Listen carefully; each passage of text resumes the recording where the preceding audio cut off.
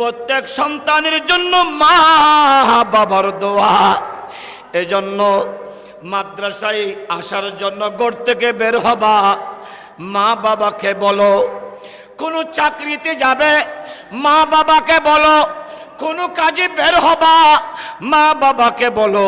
কারণ তুমি যখন তোমার ঘর থেকে বের হওয়ার সময় তোমার মা বাবাকে বলবে, তোমার মা বাবা একটা শব্দ ব্যবহার করবে, ফি আমানিল্লাহ। যখন সন্তানকে রব্বে করিমের আমানতে মা বাবা দিয়ে দেয়, আমার রব্বে করিম বলে ওই সন্তানের জিম্মা রব্বে করিমের কুদরতের হাতে। আমার নবী বলে, এই উম্মতেরা পৃথিবীর এক কোনায় যা, মালাকুল মউত তোমার রূহ কবজা করার জন্য অপেক্ষা করছে সিফাতলি বাজারে। এই দিকে তুমি ঘর থেকে বের হওয়ার সময় মা বাপকে বলে বের হয়েছ।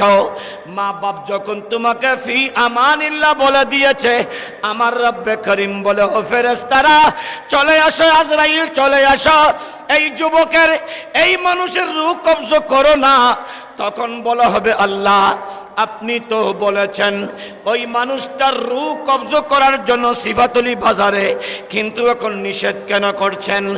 আমার রব্বে করিম বলবে, আমার হাবিবে মুস্তাফার জবানে পাকে বলেছে তিন জাতের দোয়া কবুল হয়, তার ভিতরে একটা হলো মা বাবার দোয়া। ওই সন্তানের জন্য তার মা বাপ আমি রব্বে করিমের কাছে আমানত দিয়ে দিয়েছে।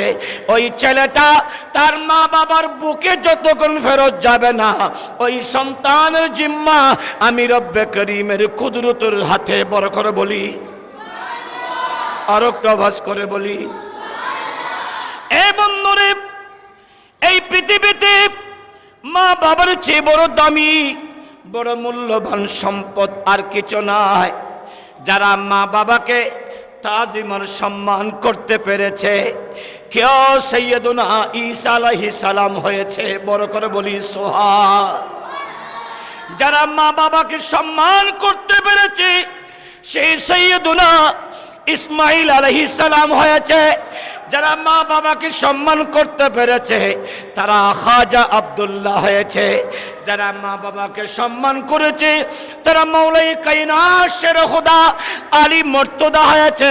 যারা মা বাবাকে সম্মান করেছে, আয় হায় আমার নবী শামসুদ্দোহা আম্মা জান আমিনা খাতুনে জান্নাতের জন্য দোয়া করেছেন, আমার নবী সম্মান করেছেন।